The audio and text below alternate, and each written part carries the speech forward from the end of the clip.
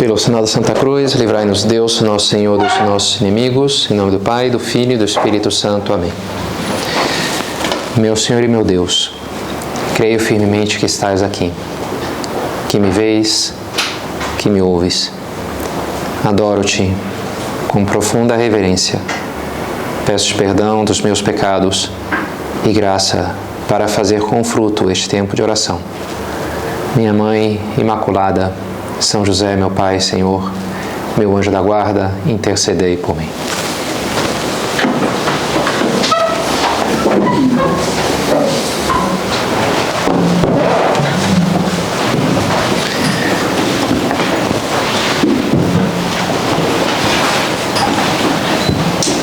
Aquela música da MPB, Viola Enluarada, diz: a mão que toca um violão, se for preciso, faz a guerra, mata o mundo, fere a terra.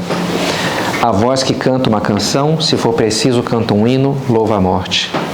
Mesmo o pé que dança um samba, se for preciso, vai à luta, capoeira. No fundo, explorando essa ambiguidade humana, essa capacidade nossa para o bem ou para o mal, para curar ou para a violência, para a destruição ou para a construção, com as nossas mãos, com os nossos pés e com a nossa voz. A voz pode, como diz a música, cantar uma canção de amor ou louvar a morte. A nossa voz é capaz de fazer muitas coisas, de ter um impacto muito grande na vida das pessoas. A gente está sempre interagindo, né? Uma pessoa que vive numa cidade como Brasília ou qualquer outra, está sempre interagindo com muitas pessoas ao longo de um dia. E nessas interações podem ter efeitos muito diversos. De algumas delas, talvez a gente saia animado, inspirado, alegre. E talvez de outras a gente saia meio mais vazio, meio triste, meio perturbado até, alguma dessas interações. Me passaram um link de uma palestra de TED Talk anteontem que eu assisti. Era de um escocês cujo livro eu já tinha escutado, inclusive, um audiobook dele. E ele começa essa palestra falando sobre os 7 pecados capitais da fala. Ele vai listando, é bem interessante, não sei se você já assistiu.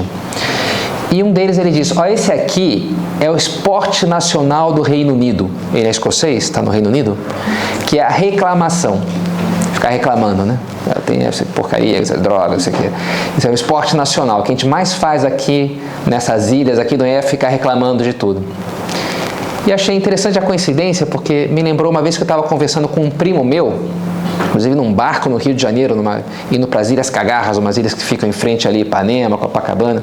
Estava no barco e fazia tempo que eu não encontrava ele. E a gente foi falando sobre a vida e ele falou: sabe um negócio aqui que eu procuro não fazer, e as pessoas fazem muito, é falar mal dos outros. Me parece que é o esporte nacional, ele falou assim. Ficar falando mal, né, na empresa, na universidade, no colégio, está sempre na família. Interessante essa palestra do TED Talk, que fala dos 7 pecados capitais da fala. O primeiro, ele enumerava a fofoca, o falar mal. Difícil de escutar alguém que fica falando mal dos outros, né? Depois vinha a reclamação, mas começava com falar mal. Achei interessante. O esporte no Reino Unido era o 3º, 4º lá, que era reclamar, mas para esse meu primo no Brasil era a fofoca, né? Era o falar mal ali. Saiu fulaninha, já começa todo mundo a falar: esse vestido dela, esse cabelo, né? Começa aquela coisa ali, aquela fofocada, né? Falar mal. E é um drama, me parece, muito presente na vida das pessoas. Imagino que talvez você já tenha estado numa situação como essa. Uma rodinha de amigos na universidade, ou cafezinho ali no escritório, ou a família, ou coisas assim, umas amigas que se encontraram, um encontro de turma depois de não sei quantos anos. E você está bem, é legal estar numa rodinha de amigas, a gente se sente aceito ali no grupo, pertencente àquele pessoal. E aí alguém fala mal de outra pessoa que não está presente, tipicamente, né? Tipicamente é um comentário meio irônico, meio engraçado, fazer um pouco a caricatura daquela pessoa, as pessoas dão uma risadinha, aí o outro: não, é verdade, aí já faz um comentário em cima, começa quase uma competição de quem aumenta e exagera mais o defeito daquela pessoa, né? A caricatura estica ali o nariz, sei lá, põe as orelhas. Tem que exagerar porque fica mais engraçado, né? Quando você extrapola. A caricatura é isso. E você ali escutando aquela coisa que vai crescendo, um pouco dividido, porque por um lado, não sei, estou aqui nesse grupo e é engraçado, dá vontade de rir, e a pessoa de fato tem defeitos. Agora, por outro lado, o meu senso moral, o meu senso de lealdade, me faz sentir que aquilo não está muito bem, né? Não está muito legal aquilo ali. Estou falando mal dessa pessoa, ela estaria, se fosse eu, estaria desconfortável, né? Se eu não estivesse aqui, estivesse falando mal de mim, eu acharia isso o fim da picada. Então, você vê que aquilo não é bem. Algo dentro de uma vozinha diz, inclusive, que você deveria defender aquela pessoa. E dizer, ó, pessoal, não está aqui a fulana para a gente ficar falando dela pelas costas. Acho que isso é uma coisa desleal. Mas, por outro lado, fazer isso também parece uma atitude tão violenta, meio agressiva, né? Você falou hoje do moralista, que o cara fica dando a moral, lição de moral o tempo inteiro, como uma pessoa chata, fica ali dizendo, vocês estão todos errados, eu que... Então aquilo pareceria uma atitude muito, assim, rompedora, né? De um ambiente grato e divertido, eu vou chegar lá dizendo que está todo mundo pecando e vai para o inferno. Não sei, né? Parece uma coisa assim, meio violenta, né? A gente não se sente inclinado a isso. Então parece que é uma situação que a gente não tem muito saída. Por um lado é ruim eu não fazer nada, mas por outro lado fazer uma coisa também é ruim. Então, o que eu faço aqui, né? Então, me pareceu importante a gente trazer esse assunto para a nossa reflexão, para tentar nos armar melhor para esse tipo de situação, para ver o que eu tenho que fazer. É um tema tradicional na literatura espiritual cristã que vai pelo nome de língua, a língua. Tem um livrinho da Quadrante do Padre Francisco Fausto, acho que é o Padre Francisco Fausto, a língua. Talvez essa maneira de qualificar, no fundo, é viver a moral cristã na comunicação com as outras pessoas. Não necessariamente usando a língua, posso estar digitando ali, mandando uma mensagem no WhatsApp, entra dentro desse campo de luta da caridade, da comunicação. Mas mesmo assim a gente chama disso a língua. Talvez se remonte à Epístola de São Tiago, que ele fala, né, a língua, ele usa esse termo daí para se referir a essa batalha, esse campo de luta, de viver a caridade. Ele diz assim, que a língua é um órgão pequeno, mas pode ter grandes efeitos. Compara com o freio do cavalo, que é uma coisinha que você põe ali e comanda ali o bichão, né?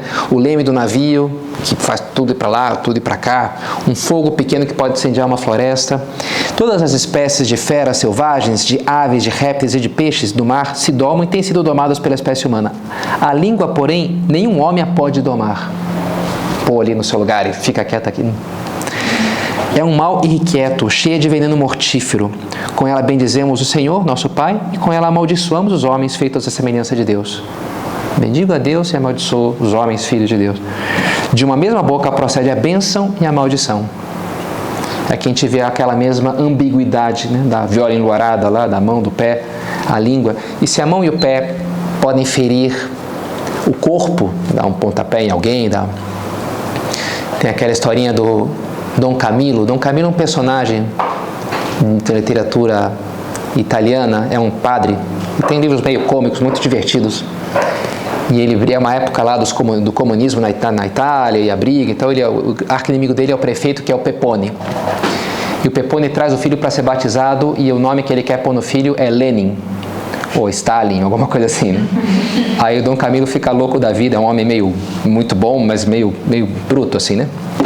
E ele vai fazer essa oração diante do crucifixo e fala, bem, Senhor, esse cara, eu vou dar um supapo nele, que ele é um cara forte, Dom Camillo é bem forte. E aí Jesus fala com ele, Dom Camillo, os braços de um sacerdote não são feitos para ferir, mas para abençoar. É verdade, Senhor, é verdade, você tem razão. Os braços, né? Agora os pés não, Senhor. Tá bom, vai só um. E ele dá um chute lá no Pepone, que levanta 2 metros o Pepone. E ufa, ainda bem, tava só esperando ver o que você ia fazer. O Pepone fala assim pra ele, porque o estilo Dom Camillo é um pouco assim, né? Fazer as coisas meio assim, resolver nesse estilo. Mas enfim, nossas mãos não são para isso, né? E nem a nossa voz. E se as mãos e os pés podem ferir o corpo, a voz pode ferir o coração, pode ferir a alma, pode ferir uma amizade, um relacionamento. E isso é algo mais sério, não é verdade? A Bíblia também usa a imagem da edificação para falar do juízo. Quando a gente se encontrar diante de Deus, a gente vai ver o que edifício fica de pé e que edifício, por aparência, vai queimar, vai ruir. E Jesus diz, né?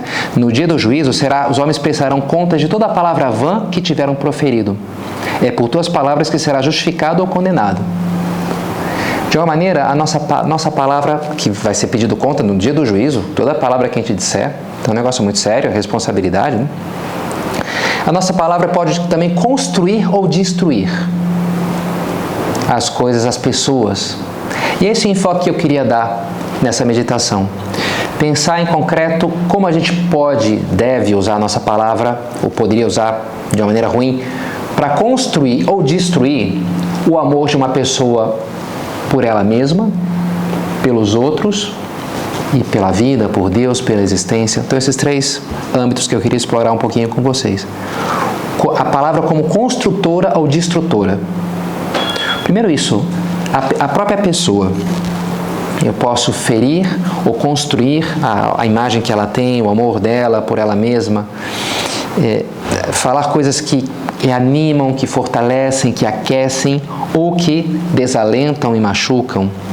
É algo que nós podemos ser muito bons em ferir, né? Aquela palavra que você solta com um veneninho ali e já desmonta alguém. A gente é capaz de fazer isso, né? Ou a gente pode comunicar carinho, amor. Joseph Pieper, esse filósofo alemão, ele define o amor de uma maneira muito sugestiva, o amor como aprovação. Amar alguém ou algo, para ele, é dizer com as atitudes, com o meu olhar, com a minha alma, que bom que isso aqui existe, que bom que você existe. Dizer eu te amo é dizer que bom que você existe. Para o Joseph Pieper, isso é o amor, é a essência do amor. Enfim, não sei se é a única maneira de definir, mas é bem interessante essa maneira dele. De alguma maneira, ele diz, só quem ama de forma eficaz mesmo é Deus, porque Deus cria. Ele pensou em nós desde toda a eternidade e falou, bom, gostei dessa menina aqui, quer saber? Exista. E, né, ele nos criou, nos inseriu ali na história, no mundo, né? Ele nos ama nos dando ser. Algo assim a gente faz quando a gente se sente amado, parece que a vida floresce dentro da gente, né? Tenho vontade de viver, de fazer, eu me sinto amado, aquilo desperta o ser, fortalece no ser, né? Porque é bom que eu exista, né? A mãe amando o seu filho comunica isso, o filho se sente confirmado na existência. Agora Deus faz isso de uma maneira totalmente diferente, né? Muito mais eficaz. A palavra de Deus é essa, faça-se. Faça-se a luz, façam-se as águas, faça-se a terra. Faz, Deus cria, o amor cria. Interessante que é a mesma palavra de Nossa Senhora, né? Qual que é a palavra mais emblemática de Maria? Fiat. Às vezes se diz, já foi dito, já se lhe deu esse título, a Senhora do Fiat, do faça-se. Fiat mi secundum verbum tum. Faça-se em mim segundo a tua palavra. Eis aqui escravo do Senhor, faça-se em mim, faça-se. Outra vez, né? Faça-se. Qual que é a palavra do demônio? Destrua-se, morra, dane-se, que vá para o inferno. Essa é a palavra do demônio, né? É a destruição, é o mal, é a morte. Qual que é a minha palavra? É uma boa pergunta para a gente fazer, né? O que eu comunico para as pessoas à minha volta?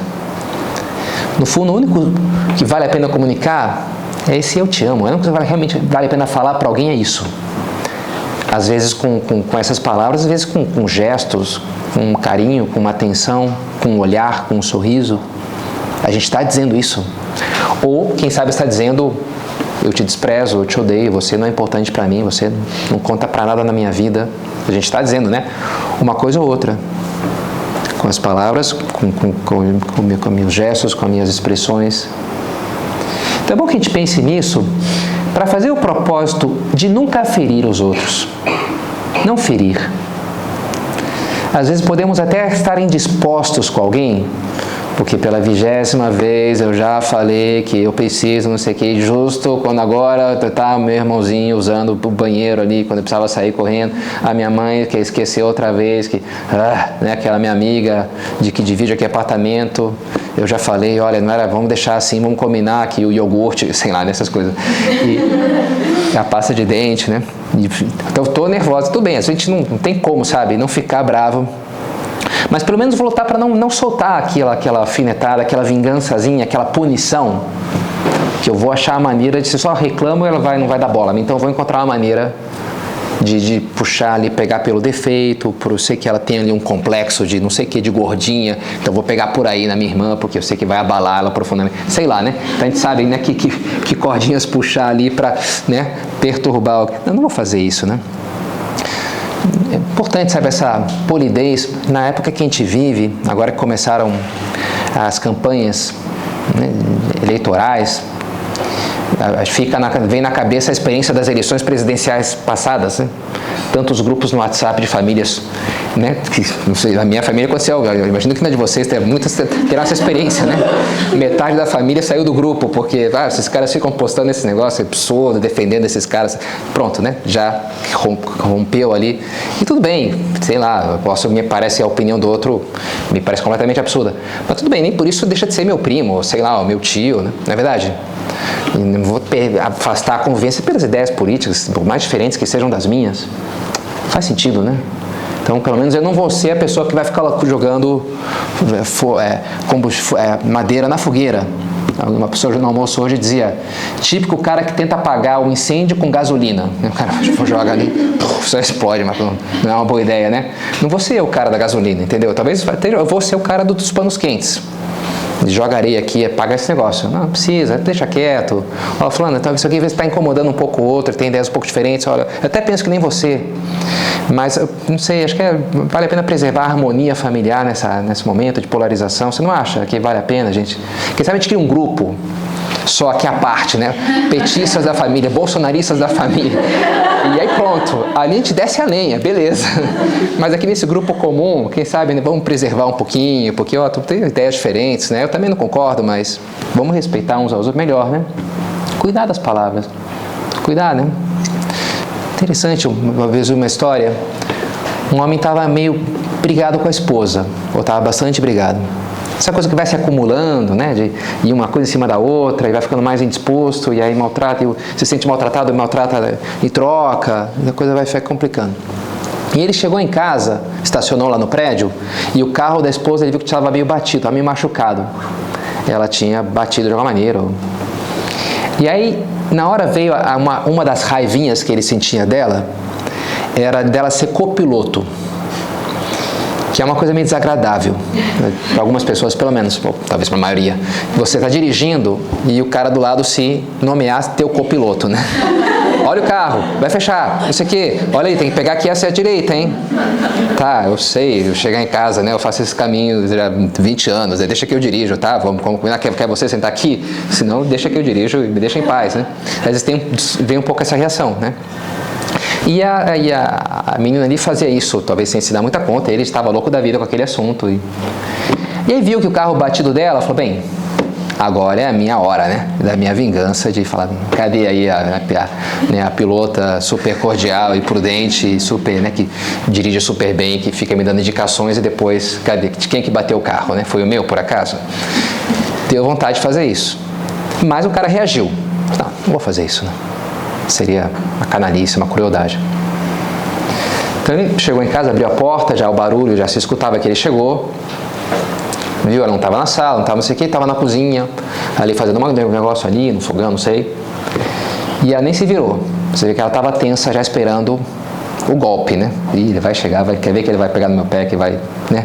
Já esperando que ia começar, e ela o que ela ia dizer, e aí ia começar aquele processo de briga. Mas ele falou, querida, você se machucou? Aí ela se desmanchou, que nem manteiga, se derreteu ali. Não foi nada. Não, ele vai abraçar, enfim, essas coisas, né? E aí eles se reconciliam, porque o cara soube ser misericordioso, ou não ser também cruel, aproveitar um momento de fraqueza para pisar em cima. Pelo contrário, né? Teve aquelas palavras doce com a sua esposa e assim, reconstruiu aquela... Sabe, ter essa palavra doce, que diferença que faz, né? Como é bom, como é importante muitas vezes ter assim. Significa que a gente não pode nunca reclamar ou corrigir alguém? Não, é importante também.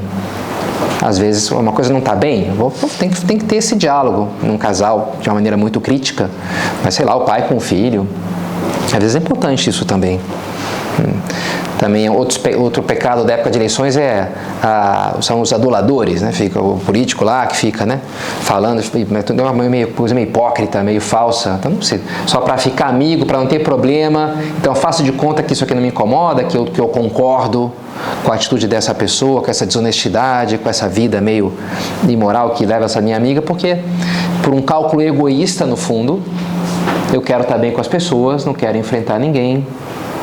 E a gente vai acabar caindo no caso lá, de que começa todo mundo a falar mal e eu entro na rodinha, eu entro no esquema, vou acabar sendo desleal com alguém se não tenho também essa fortaleza de me posicionar, de marcar território. E dizer, olha, significa que eu tenho que parar todo mundo quando qualquer coisa dizer, isso aqui é pecado. Não necessariamente isso, mas eu não posso ser cúmplice daquilo. Então, estão ali falando mal, para mim seria muito violento chegar e, pessoal, isso aqui é um pecado mortal, sei lá, né? Estou gravando aqui para mandar, gravei já, acabei de enviar para vocês falsas todas. Hein? Talvez não seja o caso de fazer uma coisa assim, né? Mas eu vou me levantar e vou embora. Às vezes já é suficientemente eloquente você não entrar ou se levantar e, sei lá, vou no banheiro, vou uma desculpa qualquer. As pessoas reparam quem que está entrando, quem que não está entrando, né? E se tem ocasião, uma ocasião mais fácil de fazer isso, sei lá, a sós com uma amiga minha, eu falo. Eu tenho mais intimidade, tenho mais facilidade de falar com ela. Falo, às vezes eu me sinto meio desconfortável. Não sei se você sente isso também. Quando a gente começa a falar mal, aquele outro dia lá, estava falando de fulana. Eu não gosto disso, sabe? Às vezes assim como eu estou falando mal dela agora, vamos falar mal de mim, ela tem direito a falar mal de mim também. Acho que não é legal isso, não é verdade? Eu não gostaria que acontecesse isso. Você não acha? Não acha que é uma coisa meio baixa, meio desleal, meio covarde até? Às vezes, as pessoas, em geral, vão aceitar bem. Se eu falo aquilo não de uma maneira assim, farisaica, olha, deixa eu te ensinar de uma maneira professoral, pontificando, isso aqui é absurdo, tá? Mas, cara, você não acha que tu não concorda que é um negócio meio chato fazer isso? Eu prefiro não entrar nessa, sabe? Vamos tentar mudar isso. O que você acha? Você é minha aliada, posso contar contigo? Sei lá, alguma coisa assim. Às vezes pode ser ir contaminando ali, contagiando, para criar um ambiente mais saudável, né? De lealdade, de comunicar o bem com as nossas palavras. Se é preciso corrigir alguém, pois se corrige, mas com delicadeza, que fala Jesus, né? Se o teu irmão pecar contra ti, corrige-o a sós. Não, fale mal dele na rodinha, não, corrija-o a sós, né? Nunca mais fale com ele, não, corrija-o a sós, fala com ele com tato, com gentileza, com objetividade. Olha, isso aqui não está muito legal, né? Mas ao mesmo tempo com essa gentileza de quem gosta do outro mesmo, quem quer o seu bem, não quem está punindo de uma maneira egoísta, que se sentiu orgulhosamente ofendido com aquela atitude, né? Então, primeiro ponto isso, comunicar o nosso amor aos outros. É bom que você exista, a gente está comunicando isso, mesmo quando a gente corrige alguém, quando a gente aposta nela. Agora, também podemos ajudar aquela pessoa, através das nossas palavras, comunicar a ela, construir ou destruir o amor dela por um terceiro. Por alguém que talvez não esteja ali, posso construir ou destruir, como é lógico, falando mal ou falando bem dessa pessoa que não estaria presente. E é preciso ter muito cuidado nisso, porque alguém comparava, né? As palavras são como usar o cartão de crédito. Na hora você não sente, mas depois aquilo, né, tem o seu efeito, não é verdade? E se espalha e aquilo vai... Tem aquele episódio da vida de São Felipe Neri, que uma pessoa se acusou de maledicência, e ele, como penitência a Deus, então você vai de lá até aqui, pega uma galinha morta, mas vai depenando ela no caminho. Pode ser? Pode, padre. O senhor mandou, a gente faz. Ele vai lá, fiz. Agora volta e recolhe as penas que você foi tirando no caminho. Ah, padre, não dá, vai saber onde é que está, subiu no telhado, que é no bueiro, voaram aí essas penas, né? Pois assim é a maledicência, assim é a palavra que você falou. Às vezes pode até tentar corrigir, mas vai saber onde é que já foi parar isso, né? E se isso se aplica, já naquela época de São Felipe Neri, acho que talvez mais ainda hoje, que é tão fácil, mais que quase como usar um cartão de crédito, falar mal nas redes sociais, né? Essa coisa de ficar ali trolando, fazendo bullying digital, como se chama essas coisas. Que absurdo, ridículo, essa atitude. E às vezes pode destruir a vida de uma pessoa. Já começa a ter distopias, filmes e séries que tentam mostrar isso daí, né? Documentários, como isso pode ser algo muito destrutivo A boa imagem de alguém é algo muito importante, a gente tem muito claro no nosso caso. Então, destruir uma imagem de uma menina adolescente, às vezes, né, pode ser uma coisa que pode ser destruir a vida dela, praticamente, né, se eu entro naquilo. Não podemos ser frívolos, não é verdade? De contribuir aí para esse tipo de coisa. Não faças críticas negativas. Quando não puderes louvar, cala-te, nos recomenda São José Maria. Você não pode louvar? Então te cala. Se alguma vez é preciso falar mal de alguém, às vezes como jornalista que publica uma notícia, um escândalo de um político, os professores que chamam os pais do aluno porque ele andou aprontando, estão falando mal. Mas é claro que isso se justifica nesses casos, né? Então fazer aquilo com delicadeza, com caridade cristã, não dessa maneira dura, para ferir, para destruir. E lutar já nos nossos juízos interiores, porque como diz o Evangelho, ex abundantia cordis os loquitur. Da abundância do coração fala a boca. Do que eu tenho dentro de mim, aquilo acaba transbordando. Eu acabo falando, né? Porque eu estou pensando mal, agora eu vou falar mal. Então já lutar para pensar bem, para olhar as pessoas com esses olhos misericordiosos do Senhor. Tem tido quase que uma série de meditações um pouco sobre isso, longanimidade, né? Essa paciência e caridade com as pessoas à nossa volta. É uma coisa para a gente pedir muito a Deus, esse olhar bondoso. E por último, o terceiro ponto, construir ou destruir o amor a Deus. E a gente podia falar também à vida, ao mundo, à existência. Porque a gente pode comunicar, no fundo, de otimismo ou pessimismo através das nossas palavras. E isso é algo pode ser muito construtivo ou muito destrutivo. Escutava não faz muito um podcast que falava dos 5 aliados que toda pessoa deve buscar. Gente que vai te ajudar, que vai te animar, que vai dar as informações que você precisa, que vai ser exemplo, que vai te corrigir. Aliados, ele faz a lista assim. E ele faz o contraste entre esses aliados e os inimigos, que ele chama de os ladrões ou os vampiros de energia. São aqueles caras que te sugam, que te puxam para baixo, que tornam a tua vida mais cinza. Interessante a gente pensar nisso, né? O que eu faço com as pessoas à minha volta? Eu puxo para cima ou para baixo? O ambiente, as pessoas. Um personagem muito marcante para mim, esse personagem do Tolkien, o Língua de Verme, Wormtongue, que é uma espécie de conselheiro do rei, um dos reis lá do Senhor dos Anéis, rei Theoden, que fica no ouvido dele, e tem lá um feitiço também na história, e o rei já está meio precocemente envelhecido, fraco, medroso, travado pelo medo, e ele fica fazendo a cabeça dele, e vai dar tudo errado, esses caras querem te enganar, toma cuidado, melhor a gente ficar aqui e se proteger, quando o rei deveria sair, fazer a guerra, enfrentar, né, seguir a linha dos seus antepassados, foram bravos guerreiros, mas ele está paralisado pelo Língua de Verme, que está ali no seu... E pode ter uma língua de verme, pode ter muito efeito assim, negativo, alguém que está sempre reclamando, fala, está tudo errado, não tem jeito mesmo, está tudo uma porcaria, o mundo de hoje está perdido. Pode ser um espírito cristão isso, não é verdade? Mas esse espírito otimista, alegre, de quem tem fé, de quem se sabe é filho de Deus.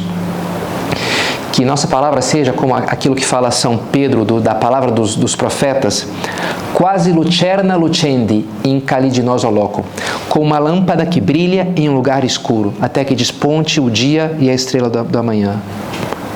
Ou como fala São José Maria no primeiro ponto de Forja, filhos de Deus, portadores da única chama, capaz de iluminar os caminhos terrenos das almas, do único fulgor em que nunca se poderão dar escuridões, penumbras ou sombras. O Senhor serve-se de nós como tochas, para que essa luz ilumine. De nós depende que muitos não permaneçam em trevas, mas andem por caminhos que levam até a vida eterna. Caminhos de luz. Vocês são a luz do mundo. Não se acende uma luz para ficar debaixo da cama no alto, que ilumine, brilhe a vossa luz diante dos homens. A nossa vida tem que ser luz. As nossas palavras têm que levar a luz. Tem que levar o amor a Deus, o apostolado é uma maneira muito concreta de fazer isso, né? Com as minhas atitudes, mas também com as minhas palavras. Como crerão naquele que não ouviram? E como irão ouvir se ninguém proclamar? Pergunta São Paulo. Em resumo, no final, fides ex audito. A fé vem pela audição, pelo que você escuta. A gente tem que falar, ok, dar exemplo em primeiro lugar, mas depois falar, olha, vou no retiro, estou muito animada, me ajuda muito, nessas horas eu rezo, isso me sempre me ajudou muito, porque eu não tenho fé, acredito no nosso Senhor Jesus Cristo e vou na missa. Falar sim, faz parte, né? Para ajudar as pessoas a comunicar aquilo que nos faz felizes, também através das nossas palavras, como Jesus nos pede no final do Evangelho. Né? Proclamar o Evangelho, ensinar as pessoas. Uma história bonita do Antigo Testamento é aquela da Esther, da rainha Esther, que vai salvar ali o povo judeu, está na pior, está quase sendo massacrado por um inimigo lá, o Mardoqueu, o Amã, na verdade. E aí vai lá o judeu Mardoqueu, fala com a Esther, olha, fala aí, intercede por nós junto ao rei. O rei tinha se encantado com a beleza dela e tinha desposado ela, ainda que era um rei pagão do Império Persa. E ela então intercede, então salva o povo através do encanto que ela tinha no coração do rei. E é uma imagem muito bonita de Nossa Senhora. Nossa Senhora é a advogada nossa, que intercede por nós junto a Deus. Ela sempre está falando bem de nós a Deus. Então, nós terminamos pedindo que nos ajude, além de intercedendo por nós junto a Deus, nos ensine a usar bem as nossas palavras para, nessa época de tanta divisão e briga, e polarização, que a gente possa ajudar as pessoas a se entenderem mais entre si, a amarem mais a vida, a amarem mais a Deus.